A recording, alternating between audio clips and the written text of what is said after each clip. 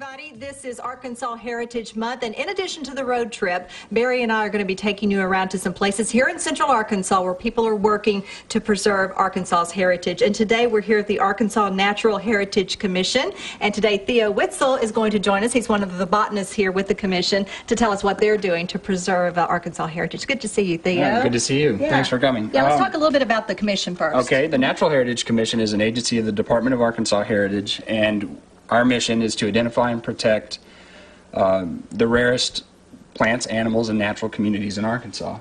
And as part of that, we need to know every species of plant, animal, and all the natural communities of the state. One of the ways that we make sure we know the plants is to actually have a collection of plant specimens. These are collected from all around the state, and even we trade with botanists in adjacent states to know about things that are likely to turn up in Arkansas. There are almost 3,000 species of plants known from Arkansas, and our goal is to have at least one specimen of every species. In fact, we'd like to have one in flower and then one also in fruit of each, as a reference collection for us, our staff, our conservation partners, to make sure that we are accurately able to identify anything that we would come across in the field. And you really want to know where these are in Arkansas? Correct. Too, right? That's a very basic part of what we do, is to determine what grows where. Some plants are very much restricted to certain habitat types, and others are widespread, so we need to know where they are. Okay. Over here in the cabinet, though, is something very special in the process, sort of preserving these, right? Sure. Once the specimens are collected and dried, they are stored in these herbarium cabinets. An herbarium is a collection of scientific plant specimens. For example, here is the folder for the genus Liatris, the blazing stars. So we have specimens of each species known from the state.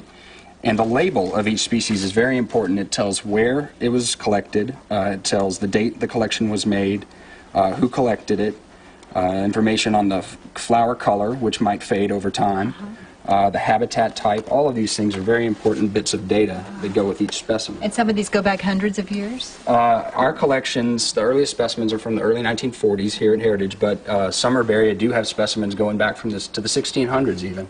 So, I mean, in Arkansas, we don't go back that far, but they're historical and they're important that way as well. And one of these is also the drying area? Correct. This is the plant dryer. So once the specimens are collected and put in a plant press, which you can see here, there's hot air that comes through the press and dries the plant specimens out. And once they're dried, if you can keep moisture and insects out of the collection, they will last indefinitely. Amazing. We're going to sort of show the process of how you make these from the plant all the way to the record that we saw there. We'll go here and look at that. Here are some plants that our botanists collected over the last few days. This was collected a couple of days ago. They've been in the refrigerator in a bag. And this is the plant press over here. What we will do, and you can help me here. Okay, good. I will. We will take a couple of specimens here. This is Nuttall's corn salad, a very rare species that's known only from the Ouachita Mountains, nowhere else in the world. I thought it looked like clover that I see out in my yard. Okay, well that's why I'm the botanist. Exactly. It's so much more rare. Plant presser. All right, great. So we can, just lay these out in a way that the flowers will be visible once they're pressed. We'll then fold them into this newspaper. Press it down.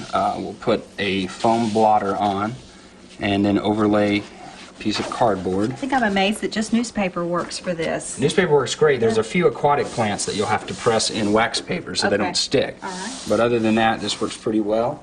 We will then close the press by turning this over, laying it on, putting on straps, tightening the straps. This presses the plant flat so it can be mounted. Then it goes into the dryer. Where we just were a few moments ago? Correct.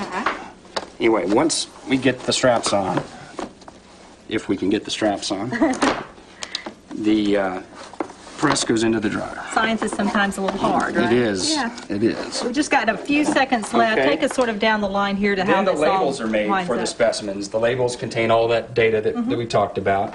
And then we have volunteers which help us mount the specimens and glue them down onto these archival papers.